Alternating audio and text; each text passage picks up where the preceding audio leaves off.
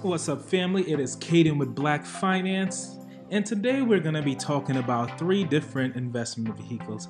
And you may have heard of some of these and you may have not. And so the first one is the 401k. The second is a 403b, which is a little more uncommon. And the last, but certainly not least, investment account that we're going to be talking about today is the Roth IRA. Okay, starting with the 401k plan. A 401k plan is typically offered by your employer, so whichever company that you're working for will tend to sponsor this plan.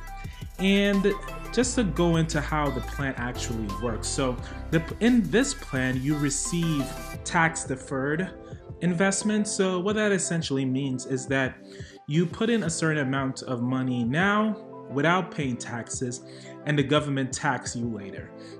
So, for example, if you are in a 25% tax bracket, making about $1,000 a week, the government will tax you 25% of that $1,000, which will leave you with $750, and you will pay tax on that amount, generally speaking. What the 401k allows you to do is it allows you to put in 10%, let's say $100 out of the $1,000, and only after taking out your savings, you are taxed on the money. This is very important, and it's really helpful to help you to build wealth. Probably one of the most recommended type of investment accounts out there. And you usually are able to put in up to $19,000.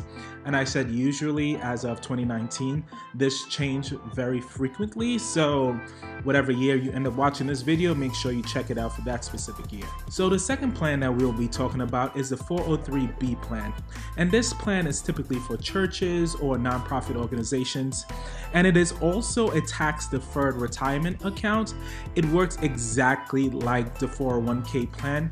The big difference here is that the 401k is for for-profit institutions and the 403 is for non-profit institution. So here you can also put up to $19,000 into this plan. What's surprising though, there are a lot of churches out there that typically do not even have these plans offered. And the final plan is the Roth IRA. And like I said before, last but certainly not least. One of the downsides about the Roth IRA is that you can only contribute $6,000. But one of the pluses is that you pay taxes now, and you do not pay taxes on any of your growth, which is the same in the 401k plan, but you also do not pay taxes when that money comes out. So if you anticipate having a higher tax bracket at the time of retirement, which if you are a multimillionaire by then, and you aren't now, that may be the case, the Roth IRA will save you a ton in taxes. So those are the three different plans that you can get. These plans will help you to build wealth, and I strongly encourage these to be the first places you invest your money to become a millionaire. Like I always say, love you and live your best life. I'm living